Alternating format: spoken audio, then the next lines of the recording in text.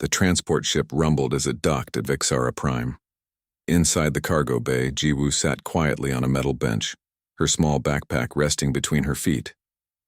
Around her, other passengers prepared to leave. Most of them were aliens, tall creatures with scales, others with fur, some with too many arms or eyes that glowed in the dark. Jiwoo looked small compared to them. She was young, maybe 22 years old, with dark hair tied back in a simple ponytail. Her clothes were plain and worn from travel. She did not speak to anyone. She did not need to. In a galaxy filled with thousands of species, humans were common enough to be ignored but rare enough to be considered weak. The cargo door opened with a loud hiss. Bright lights from the station flooded in. Jiwoo stood and walked toward the exit with the others. She moved carefully, staying out of the way of larger passengers who pushed past her without looking. At the bottom of the ramp, a man waited. He was human too, older than Jiwoo, with a thick beard and tired eyes. His name was Hyunwoo, and he worked as a cargo supervisor on the station. He had been asked to meet Jiwoo and show her around. "You must be Jiwoo," he said in a rough voice. He did not smile. "Yes," she replied quietly. Hyunwoo looked her up and down and shook his head. "You should not have come here. This station is not safe for someone like you." "Someone like me?" Jiwoo asked. "Young, alone, human." Hyunwoo turned and started walking. "Stay close. Do not talk to anyone. Do not make eye contact with the Krithari. And whatever you do, stay away from the lower levels." Jiwoo followed him without asking questions. She had heard warnings like this before. Every place in the galaxy seemed dangerous to people who did not know how to see it clearly. The station was massive. Hallways stretched in every direction, filled with beings from dozens of worlds. Shops lined the walls, selling food, weapons, and strange glowing objects Jiwoo did not recognize. The air smelled like metal and something sweet she could not name. Voices mixed together in languages she did not understand. Hyunwoo led her through the crowds toward the marketplace. It was the busiest part of the station, where traders shouted about their goods and deals were made in shadowed corners. Jiwoo kept her head down, but her eyes watched everything. They were halfway through the market when trouble found them. 3 large figures stepped into their path. They were Krithari, reptilian creatures with thick scales and sharp teeth. Each one was twice Jiwoo's size. They wore armor that looked worn from many fights. Their eyes locked onto Jiwoo immediately. "Look here," one of them said in broken common language. His voice was deep and rough. "A little human, all alone." Hyunwoo stepped between them and Jiwoo. "She is with me." "Move aside," the Krithari laughed. It was an ugly sound. "You think we care? Give us the bag and maybe we let you both walk away." Hyunwoo's hand moved toward the tool belt at his waist, but Jiwoo touched his arm gently. "It's okay," she said softly. "No, it's not." Hyunwoo started to say, but his words died in his throat. A shadow passed overhead. The marketplace went silent. Something huge moved through the air above them. It landed on a shop roof with a heavy thud that shook the ground. Aliens scattered in every direction, shouting in panic. The Krithari stopped laughing. Their faces went pale beneath their scales. The creature was massive. It stood at least 10 feet tall, covered in dark armor-like skin with glowing blue markings that pulsed with light. Its head was shaped like a wolf's but larger, with rows of teeth visible even when its mouth was closed. 4 powerful legs ended in claws that dug into the metal roof. A long tail swept behind it, knocking over displays as it moved. "Vralketh," Hyunwoo whispered. His voice shook. "How did it get out?" The creature jumped down from the roof and landed in the middle of the marketplace. People ran. Vendors abandoned their shops. Station alarms started to blare. The Vralketh moved slowly, its head turning as it searched for prey. Its glowing eyes found Jiwoo. The creature took a step toward her, then another. Its mouth opened slightly, showing teeth as long as Jiwoo's hand. A low growl rumbled from deep in its chest. "Don't move," Hyunwoo said quietly. "Don't even breathe." But Jiwoo did move. She stepped forward, away from Hyunwoo and the Krithari. She walked directly toward the Vralketh. "What are you doing?" Hyunwoo shouted, but she did not answer. Jiwoo stopped a few feet from the creature. She was so small compared to it. One swipe of its claws could tear her in half. One bite could end her life in seconds. But she did not look afraid. She looked into the Vralketh's glowing eyes. Her own eyes were calm and steady. She did not blink. She did not move her hands or make sudden gestures. She just stood there breathing slowly. The creature stopped growling. Its head tilted to one side, studying her. Jiwoo spoke. Her voice was low and gentle. "I see you," she said. Not in common language, but in soft sounds that seemed to come from somewhere deep inside her. Clicks and low hums that should not have meant anything. The Vralketh's ears moved forward. It took one more step, bringing its face close to Jiwoo's. She could feel its breath, hot and smelling like meat. Its teeth were inches from her face. She did not move. She kept her eyes locked with its. Then she did something that made everyone watching forget to breathe. She raised one hand slowly and reached toward the creature's face. Her fingers touched the rough skin just below its eye. She moved her hand gently, the way someone might pet a nervous dog. The Vralketh made a sound, not a growl. Something softer. It lowered its massive body to the ground in front of her, folding its legs beneath itself. The glowing marks on its skin pulsed brighter for a moment, then dimmed. It closed its eyes halfway and made a rumbling sound deep in its chest. It was purring. The marketplace was completely silent. Hundreds of beings stared. No one moved. No one spoke. Station security arrived seconds later, weapons ready. They stopped when they saw the scene before them. The Vralketh, one of the most dangerous predators in the known galaxy, was lying on the ground like a tamed pet, and standing beside it with her hand resting gently on its head was a small human girl who looked like she weighed less than one of the creature's legs. "What is this?" one of the security officers asked. His voice was barely a whisper. Jiwoo looked up at him. "It was scared," she said simply. "It just wanted to go home." She gave the Vralketh a gentle pat, then nodded to it. The creature opened its eyes fully, looked at her one more time, then stood. It walked calmly toward the security team. They stared in shock as it followed them without resistance, glancing back at Jiwoo once before disappearing down a corridor. Slowly, sound returned to the marketplace. Whispers, questions, fear and confusion mixing together. Aliens looked at Jiwoo differently now. Not as something weak, as something they did not understand. Hyunwoo walked up to her slowly. His face was pale. What did you just do?" Jiwoo picked up her backpack from where she had dropped it. "I talked to it," she said quietly. "Talked to it? That thing could have killed everyone here." "It did not want to kill anyone," Jiwoo said. She looked at Hyunwoo with those same calm eyes. It was just lost and confused. Animals are not monsters. They just need to be understood. Hyunwoo opened his mouth to respond but could not find words. Around them, aliens were already talking, spreading the story. By nightfall, everyone on Vixara Prime would know about the human girl who tamed a Vralketh with nothing but her voice in her eyes. Jiwoo walked past the Krethari, who pressed themselves against the wall to let her pass. They did not try to stop her. They looked at her the way prey looks at a predator. As she walked through the marketplace, creatures moved out of her way. They watched her go, wondering the same thing Hyunwoo was wondering. What was she? 3 days passed since the incident in the marketplace. Jiwoo stayed in a small room in the lower section of the station. It was cheap and simple, but it was clean. She did not need much. A bed, a place to wash, and quiet. That was enough, but quiet was hard to find now. Everyone on Vixara Prime knew her name. They called her the Whisperer in hushed voices. Some aliens crossed to the other side of hallways when they saw her coming. Others stared with open curiosity. A few even bowed their heads as she passed, though Jiwoo did not understand why. She did not want fame. She just wanted to be left alone. On the 4th morning, someone knocked on her door. Jiwoo opened it to find a human man standing there. He was young, maybe 30, with glasses and messy hair.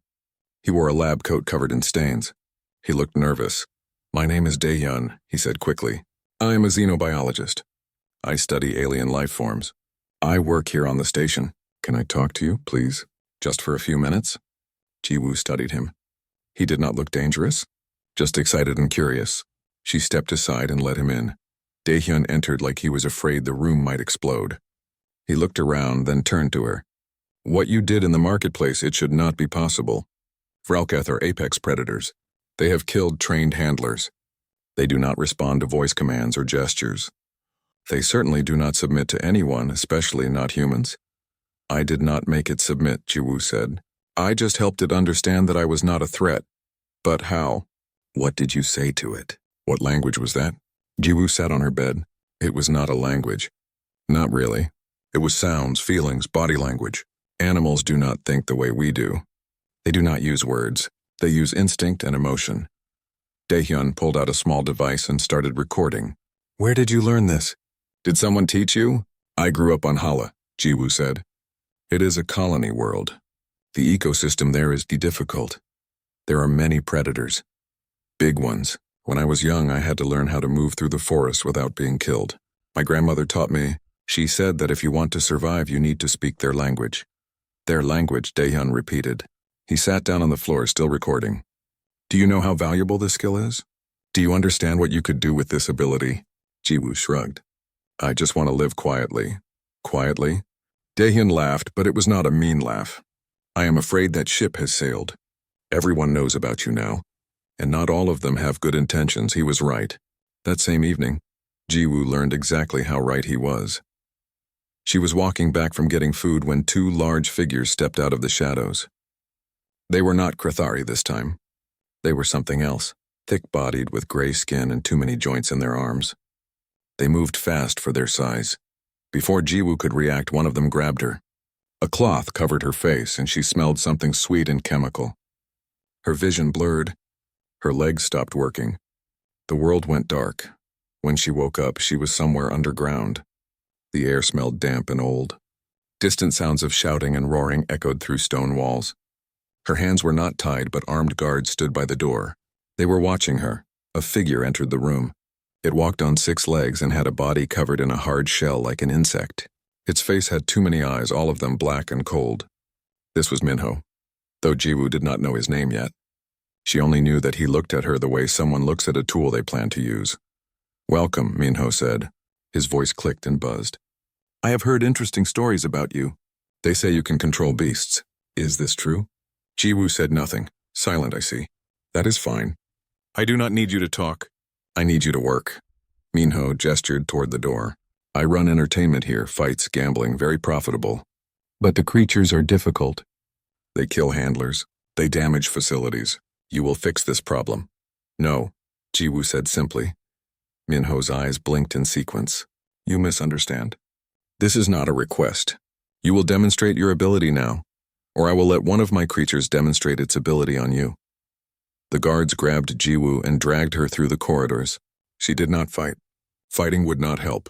She needed to see where they were taking her and what she would face. They brought her to a large underground arena. Stone walls rose high on all sides. Seats filled with criminals and gamblers surrounded a pit in the center. The crowd noticed Jiwoo immediately. They started shouting and laughing. A human girl in the fighting pit. They thought it would be a quick death. Entertainment. Minho stood on a platform above the pit. His voice echoed through the space. Bring out the Raxcore! A metal gate on the far side of the pit opened. Something moved in the darkness beyond. Heavy footsteps. Hot breath. Then it emerged. The Raxcore was built like a nightmare. It walked on 4 legs, each one thick with muscle. Its body was covered in spikes and rough-plated skin. Its head was mostly mouth. Huge jaws filled with teeth like broken glass. Scars covered its body from past fights. One of its eyes was missing, replaced by a mass of scar tissue. The creature had killed many things. Jiwoo could see it in the way it moved. No fear, only hunger and rage. The crowd went quiet. This was not entertainment anymore. This was an execution. The Raxcore saw Jiwoo. It roared and the sound shook dust from the ceiling. Then it charged. Jiwoo did not run. Running would trigger the chase instinct. She stood still, watching the creature thunder toward her. 4 tons of muscle and teeth coming at full speed, 20 feet away. 10 feet. 5. Jiwoo raised one hand. She made a sound, sharp and sudden like a bark mixed with a click. Her voice was loud and commanding. The Raxcore's feet dug into the ground. It skidded, trying to stop. Dust exploded around it. It stopped inches from Jiwoo, close enough that she could feel the heat from its body. The creature stared at her. Its one good eye was wide. Confused. Its mouth hung open, dripping saliva onto the ground. Jiwoo made another sound, softer this time. A low whistle followed by a gentle hum. She lowered her hand slowly, palm down like she was pushing something toward the ground. The Raxcore watched her hand. Its massive head followed the movement. Then slowly it lowered its body. It sat, like a dog waiting for a command. The arena was completely silent. Not a single person spoke or moved. Jiwoo stepped forward. She placed her hand on the creature's scarred face just above its remaining eye. She could feel old injuries under the skin, pain that had never fully healed. This creature had suffered. It had been hurt and starved and forced to fight until fighting was all it knew. "You're tired," she said quietly, speaking to the Raxcore in soft sounds mixed with human words. "I know, it is okay to rest." The creature closed its eye. Its breathing slowed. The tension left its body. It leaned into her touch the way a wounded animal seeks comfort. Jiwoo turned to look up at Minho. The crime lord stared down at her, his multiple eyes wide with shock. His shell-like body seemed to have frozen in place. "Let me go," Jiwoo said. Her voice was calm but firm. "Or I will tell them to stop listening to you." For a long moment no one moved. Then Minho made a gesture. The guards opened a door at the side of the pit. "Go," Minho said. His voice had changed. The confidence was gone. Now there was only fear. "Leave now." Jiwoo walked toward the door. As she passed the Raxcore, she touched its side one more time. "Be strong," she whispered. She walked through corridors filled with cages. Other creatures watched her pass. Some pressed against the bars, trying to get closer to her. Others made soft sounds, calling to her. Every predator in that place knew she was different. She smelled different. She moved different. She was something they recognized but did not understand. When Jiwoo finally found her way back to the station's main levels, Daehyun was waiting near her quarters. He looked worried and relieved when he saw her. "Where have you been?" "I have been looking everywhere." "I was busy," Jiwoo said simply. By the next morning, everyone on Vexera Prime knew the full story. The human girl had faced a Raxcore, a creature that had killed 12 trained handlers and made it sit like a pet. She had walked into Minho's arena and walked out alive, and Minho himself had let her go without a fight. The Whisperer was real, and suddenly the galaxy was paying attention. The challenge came 1 week after the arena incident. It arrived in the form of a tall alien standing in the middle of the marketplace, speaking loud enough for everyone to hear. His name was Tarek. He belonged to a species called the Vryn, powerful creatures that looked like lions who had learned to walk upright and carry weapons. Golden fur covered his body. His eyes were sharp and intelligent. He wore armor decorated with teeth and claws from creatures he had killed. On his home world, he was famous, a hunter of the deadliest prey in the galaxy. "I have heard the stories," Tarek announced to the crowd. "A human who controls beasts with her voice. A girl who makes apex predators bow. I do not believe it." Jiwoo was walking through the market when she heard him. She stopped and listened but did not approach. "These creatures were already tamed," Tarek continued, "kept in cages, fed by handlers. Of course they acted calm, but in the wild, where they are truly free and dangerous, that is different. That is where real skill is tested." The crowd murmured in agreement. Some looked around, searching for Jiwoo. "I challenge the Whisperer," Tarek said. "Come with me to hunt a netherwing on the moon of Kale 7. If she can face one in its own territory, then I will believe. If not," he smiled, showing his teeth, "then the stories are just stories." Daehyun appeared at Jiwoo's side. "Do not do this," he said quietly. "Netherwings are incredibly dangerous. They nest in the deep jungles. Even trained hunting teams lose people." "I know what they are," Jiwoo said. "Then you know this is a trap. He wants to prove you are a fraud, or worse, he wants to see you killed." Jiwoo looked at Daehyun. "If I do not go, he will tell everyone I am afraid. The stories will stop. People will stop believing. Good. Let them stop believing. Stay alive instead." But Jiwoo walked forward through the crowd. People moved aside as she approached Tarek. She was so much smaller than him. He looked down at her with amusement. "I accept," she said simply. Tarek's smile grew wider. "Excellent. We leave tomorrow at dawn." That night, Hyunwoo came to Jiwoo's quarters. He looked angry and worried at the same time. "This is stupid," he said. "You do not have to prove anything to that arrogant hunter." "I know," Jiwoo said. She was packing her small bag. "Just a few supplies, water, a knife, some dried food. Then why are you going?" Jiwoo stopped packing and looked at him. "Because people need to understand. Humans are not weak. We are just different," Hyunwoo sighed. "I am coming with you." "You do not have to." "I know I do not have to." "I am coming anyway." He crossed his arms. "Someone needs to make sure you come back alive." Daehyun also insisted on joining. "If you die, I want to at least record the data," he said, trying to sound practical. But Jiwoo could see the concern in his eyes. The next morning, they boarded Tarek's hunting ship along with 3 of his crew members. All of them were Vryn, tall, powerful, and armed with advanced weapons. They looked at Jiwoo like she was prey that did not know it yet. The journey to Kale 7 took 6 hours. During the flight, Tarek explained the hunt. Netherwings are the apex predators of this moon. They are 30 feet long with wings that can create storms when they fly. Their talons can cut through steel. Their bite injects venom that paralyzes prey while keeping them alive.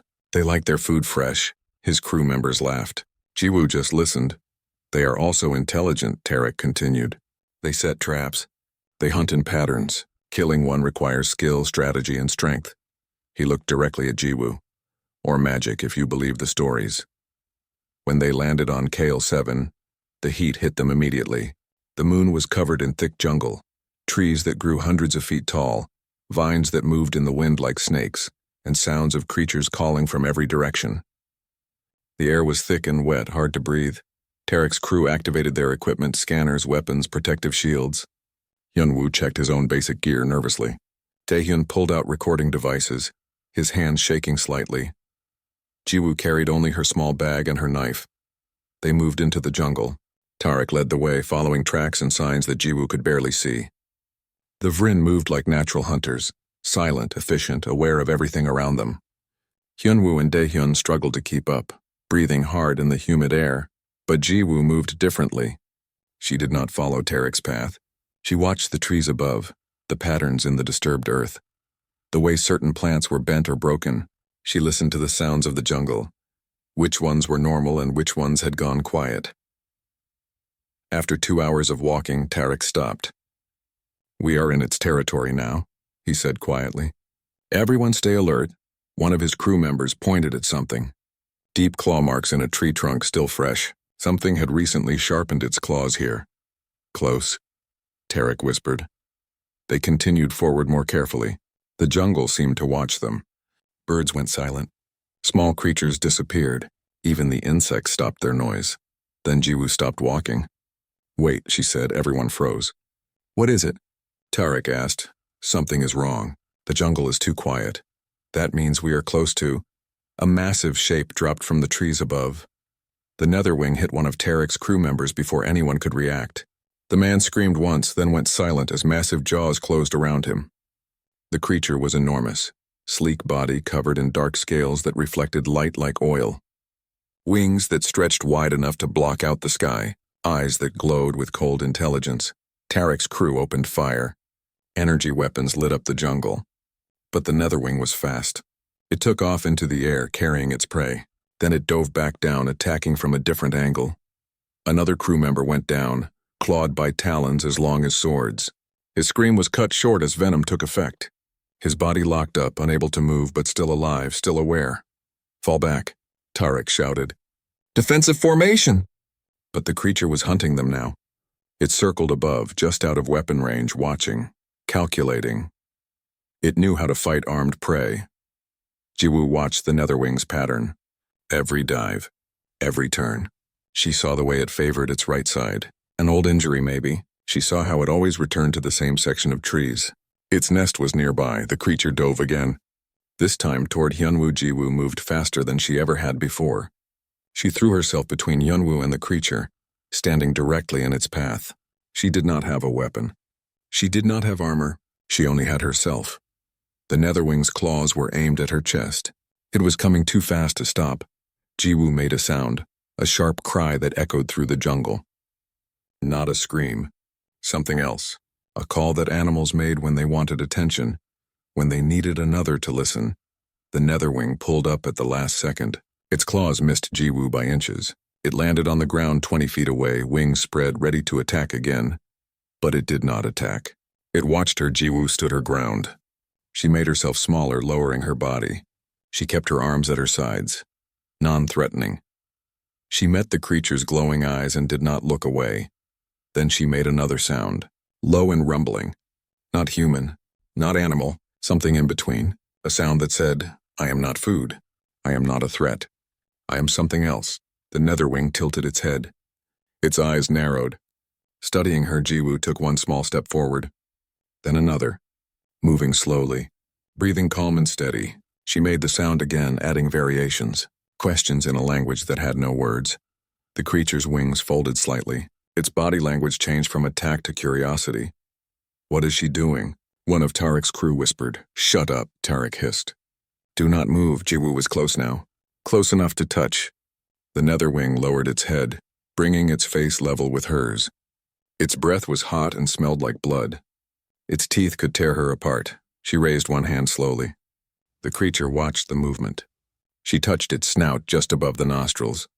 Warm scales under her fingers. She could feel the creature's heartbeat fast and strong. "You are hurt," she said softly, not really talking to it in words it could understand, but in tones and feelings. "Something happened to your wing." "It still hurts." The nether wing made a sound. Not aggressive. Almost questioning. Jiwoo moved her hand to the creature's right wing. There was old scar tissue there hidden under scales, an injury that had healed wrong. It would cause pain when flying. "I'm sorry," she said. "I am sorry they hurt you." The creature lowered itself fully to the ground. It laid its head down near Jiwoo's feet, not submitting, but trusting. Just for this moment. Jiwoo looked back at Tarek. His mouth was open. His weapons hung uselessly at his sides. His crew members stared in complete shock. "You asked if it was real," Jiwoo said. "Now you know." She turned back to the nether wing. "We will leave your territory. We will not hurt you." The creature raised its head. It looked at each member of the hunting party, marking them. Then it spread its wings and launched into the air. Within seconds, it disappeared into the jungle canopy. The silence that followed was complete. Finally, Tarek spoke.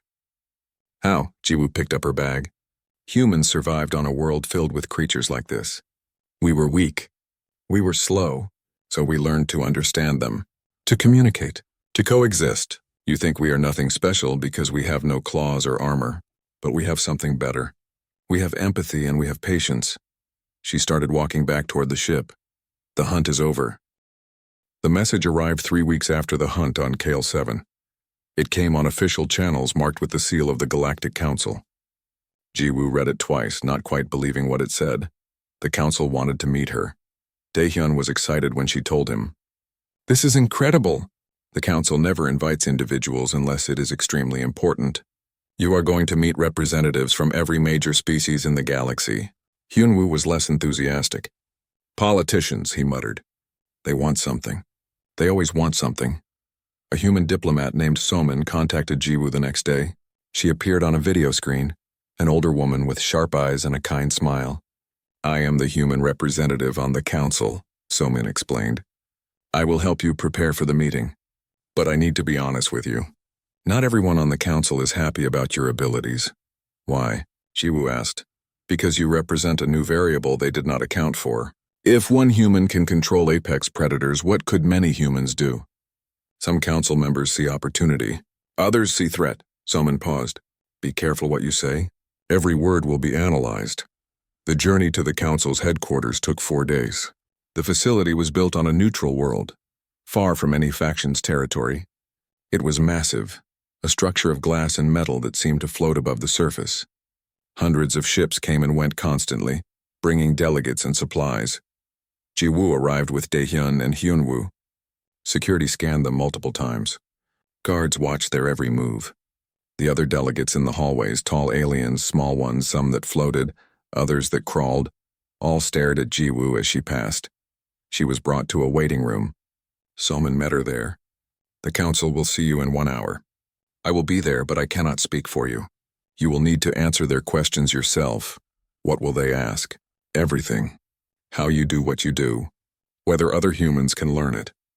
What your intentions are." Somin looked at her seriously. "Some of them are afraid of you, Jiwoo. They will try to make you seem dangerous." When the hour passed, Jiwoo was led into the council chamber. It was enormous. A circular room with seating rising in tiers on all sides.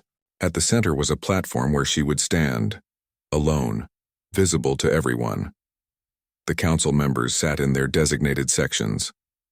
Each species had their own area. Some wore elaborate robes. Others wore nothing at all, their bodies already impressive enough. Their eyes, hundreds of them, all focused on Jiwoo as she walked to the center platform. A voice echoed through the chamber. "The council recognizes Jiwoo of humanity.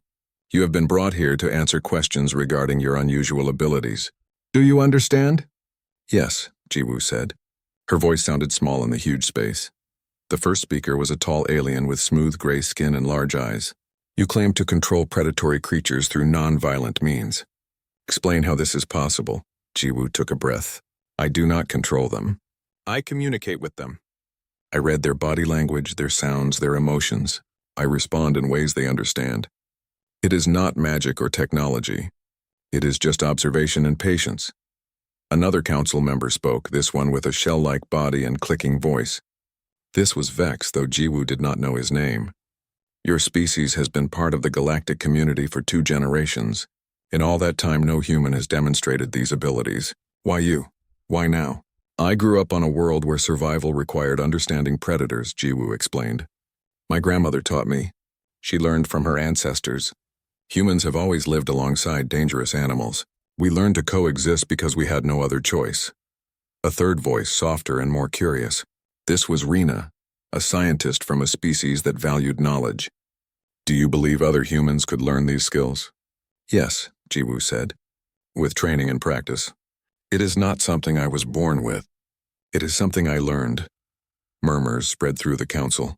Some sounded excited. Others sounded worried. Vex spoke again. If humans can influence apex predators, they could weaponize local fauna on any world they visit. They could destabilize ecosystems.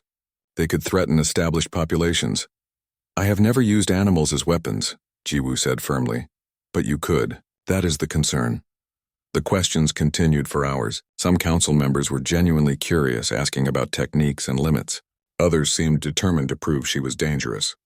Vex led this group, repeatedly suggesting that humans with her abilities posed a threat to galactic security. Finally, the session ended. Jiwoo was exhausted. Soman walked with her back to the guest quarters. You did well, she said. But Vex is pushing for restrictions on human travel. He wants any human with animal handling skills to be registered and monitored. That is not right, Jiwoo said. I know, but fear makes people want control. That night, Jiwoo could not sleep. She walked through the empty corridors of the council complex. Security followed at a distance but did not stop her. She found her way to a research wing, where exotic creatures from across the galaxy were kept for study. She stood outside the containment areas, looking at the creatures inside. They looked at her back. Some pressed against the glass trying to get closer. Others made soft sounds calling to her. She did not notice the figure watching her from the shadows. The next morning, during another council session, alarms suddenly blared through the complex. A security officer ran into the chamber. Emergency! Multiple containment breaches in Research Wing 7. Apex predators are loose in the complex. Panic erupted. Council members scrambled for exits. Guards rushed toward the research wing. Soman grabbed Jiwoo's arm. We need to get you to safety. But Jiwoo pulled away. Those creatures, they will be scared. They will attack anyone they see. That is not your problem. Yes, it is. Jiwoo ran toward the research wing instead of away from it. Hyunwoo and Daehyun chased after her, shouting for her to stop. But she did not stop. The hallways were chaos. Staff members ran screaming. Guards fired weapons at shapes moving in the shadows. Jiwoo pushed through the crowds, following the sounds of roaring and screeching. She found the first creature in a junction corridor. It was a Kragoth, a massive six-legged predator covered in thick hide. It had cornered a group of council members against a wall. Its mouth was open, ready to strike. Jiwoo stepped between them. Hey, she called out. The Kragoth turned toward her. Its eyes were wild with fear and confusion. This place was not its home. These people were not prey it understood. Everything was wrong and frightening. Jiwoo made a low sound in her throat. Steady and calm, she crouched down, making herself smaller. The Kragoth watched her. She repeated the sound, adding a gentle rhythm to it. The creature's body relaxed slightly. It took one step toward her, then another. Cautious but curious, Jiwoo reached out slowly. The Kragoth sniffed her hand. Then it lowered its massive head and rested it against her palm. You are okay? She said softly. No one will hurt you. Security arrived and stopped in shock. Jiwoo looked at them. Lower your weapons. You are scaring it. They hesitated, then obeyed. Over the next hour, Jiwoo moved through the complex. She found each escaped creature and calmed them one by one. A hunting cat that had killed 2 guards. A serpent-like predator wrapped around a support beam, a swarm of smaller creatures that had been attacking in groups. Each time she stopped the violence without weapons or force. Just her voice, her presence, her understanding. By the time the last creature was safely back in containment, the entire council had watched through security cameras. They saw everything. They saw a human girl walking through a nightmare scenario and turning it peaceful with nothing but compassion and patience. The council reconvened that afternoon. The chamber was quiet. Everyone stared at Jiwoo differently now. Rena spoke first. The containment breach was no accident.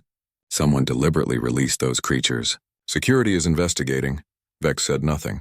He stared at his desk, his face unreadable. Another council member stood.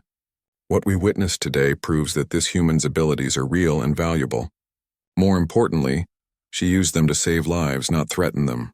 I move that we grant humanity protected species status and recognize their unique talents officially. The vote was called. It passed by a wide margin. Someone smiled at Jiwoo. You did it. You showed them what humans are capable of. But Jiwoo felt tired. They should not have needed proof. They should have just trusted. Trust has to be earned, Sumin said gently, even for good people. Evidence later proved that Vex had arranged the containment breach, hoping the creatures would kill Jiwoo and prove humans were helpless against real danger. Instead, she had done the opposite. Vex was removed from the council in disgrace. As Jiwoo prepared to leave the council world, Rena approached her. You have changed the galaxy's perception of your species. That is a powerful thing, but power attracts attention. Some of it will not be friendly. I know, Jiwoo said, be careful. And if you ever need help, contact me. The scientific community respects what you have shown us. The flight back to Vexara Prime was quiet. Hyunwoo sat across from Jiwoo, watching her. You know things are going to be different now, right? Everyone knows your name. Everyone knows what you can do. Jiwoo looked out the window at the stars passing by. I just want to go home. Where is home? She thought about it. I do not know anymore. 6 months passed since the council incident. Jiwoo tried to return to her quiet life on Vexara Prime, but quiet was impossible now. Her name was known across the galaxy. Some called her a hero. Others called her a threat. Most just called her the Whisperer, and that was enough. She received offers from universities wanting to study her methods. Corporations wanted to hire her to handle dangerous creatures on frontier worlds. Military groups asked if she would train soldiers. She refused them all. She did not want fame. She did not want money. She just wanted to be left alone. But the galaxy does not leave interesting people alone. The Dracor Empire had been watching. They were a military power, always expanding, always conquering. Their strength came from superior weapons and ruthless tactics. But they had watched Jiwoo's demonstrations and seen something useful. If one human could control beasts, an army of humans could control entire ecosystems. Planets could be conquered without firing a shot, just by turning the local wildlife into weapons. They sent spies to Vexara Prime. They studied Jiwoo's movements, her habits, her friends. They learned everything they could about her. Then they made their move. It happened on a normal morning. Jiwoo was walking through the marketplace buying food. Daehyun was with her, talking excitedly about a new research project. Hyunwoo was working on the docks as usual. The attack came without warning. Armed soldiers appeared from multiple directions. They wore Dracor armor, heavy plating designed for assault operations. They moved with military precision, blocking exits and controlling crowds. Civilians scattered in panic. Their commander, a tall Dracor named Kale, stood at the center. He pointed at Jiwoo. Secure the target. Non-lethal force. Daehyun tried to step between them and Jiwoo, but a soldier knocked him aside. Jiwoo turned to run, but more soldiers blocked her path. They surrounded her, weapons ready. Do not resist, Kale said. You are coming with us. The Empire has use for your talents. I will not help you, Jiwoo said. You do not have a choice. One of the soldiers fired a stun weapon. Jiwoo tried to dodge, but the energy burst caught her. Her muscles locked up. She fell to the ground, unable to move. But as the soldiers moved to grab her, Hyunwoo appeared. He tackled one of them, fighting with desperate strength. Station security arrived, exchanging fire with the Dracor. The marketplace became a battlefield. More Dracor soldiers poured in. They were trained and equipped for exactly this kind of raid. Station security fought hard, but they were outnumbered. Slowly, they were being pushed back. Kale grabbed Jiwoo himself, throwing her over his shoulder. Fall back to the ship. Mission accomplished. The Dracor began retreating toward their landing bay. They moved as a unit, covering each other, fighting efficiently. Station defenders could not stop them. Jiwoo's mind was racing. The stun was wearing off, but she was still too weak to fight. Kale was carrying her away, and there was nothing she could do. Then she realized where they were going. The route to the landing bay passed through the lower levels, past the hunting pits, past the containment facilities where the station kept its most dangerous creatures. An idea formed. Jiwoo still had her voice. She started making sounds, low calls that carried through the corridors. Not words, not even sounds that most species could recognize, but the creatures in the lower levels heard them. They understood. The first containment door opened. No one had touched the controls. It just opened. A Vralketh emerged, the same one Jiwoo had met 6 months ago. It remembered her. It recognized her call. When it saw armed soldiers carrying her, it did not hesitate. It attacked. Kale stumbled as the Vralketh charged into his squad. What? How did it escape? More doors opened. More creatures emerged. The Raxkor from Minho's arena, hunting cats, serpents, predators that had been captured and held in the station's lower pits. All of them heard Jiwoo's call. All of them came, the corridor filled with apex predators. But they did not attack randomly. They moved with purpose. They focused on the Dracor soldiers, the ones carrying weapons and wearing armor. They ignored the station staff and civilians. They protected rather than hunted. Kale dropped Jiwoo and drew his weapon. Fall back. Defensive positions. But the creatures kept coming. A massive Kragoth blocked the path forward. Smaller predators attacked from the sides. The Vralketh stalked toward Kale himself, its glowing eyes locked on the commander. The Dracor fired their weapons. Energy blasts lit up the darkness. Some creatures fell, wounded or killed, but for every one that fell, 2 more appeared. The station's entire collection of apex predators had been released, and all of them followed Jiwoo's call. Station security used the chaos to regroup. Hyunwoo found Jiwoo where Kale had dropped her. He helped her stand. Can you walk? Yes, she said. Her voice was weak but determined. What did you do? I asked for help. The battle did not last long. The Dracor were skilled soldiers, but they were not prepared to fight dozens of apex predators in close quarters. Their armor protected them from weapons, not from teeth and claws. Their weapons were designed to kill soldiers, not creatures that had evolved to be perfect killers. Kyle realized the mission had failed. Retreat! Back to the ship! His remaining soldiers fought their way toward the exit. The creatures pursued, relentless. By the time the Dracor reached their ship and escaped, half their force was dead or wounded. The raid was a complete disaster. In the aftermath, station security worked to recapture the released creatures. But something strange happened. The creatures did not resist. When Jiwoo walked through the lower levels, each predator followed her calmly. They walked back to their containment areas without violence. Some even waited patiently for her to close the doors behind them. The station director, a gruff alien named Varsk, found Jiwoo as she was securing the last creature. He stared at her for a long moment. You just defended this station using our own security hazards. I do not know if I should thank you or arrest you for unauthorized release of dangerous creatures. They were just helping, Jiwoo said quietly. They know the difference between people who protect and people who hurt. They are animals. They should not know anything. That is what everyone thinks, but they are wrong. News of the Dracor raid spread across the galaxy within hours. The story was incredible. A human girl defended by apex predators who obeyed her like trained soldiers. The Dracor Empire refused to comment officially, but everyone knew they had tried to kidnap Jiwoo and failed spectacularly. 3 days later, Soman contacted Jiwoo again. The council wants to offer you a position. Ambassador of Interspecies Relations. You would have resources to train other humans in your methods. You could change how the entire galaxy handles wildlife and predator management. Jiwoo sat in her small quarters thinking. It was a good offer. Important work. She could help many people, many creatures. But when she closed her eyes, she did not see council chambers or fancy titles. She saw the forests of Hala where she had grown up. She saw her grandmother teaching her to read animal tracks. She saw a simple life where understanding creatures was not about fame or politics. It was just about survival and respect. I need to decline, Jiwoo said. Soman looked surprised.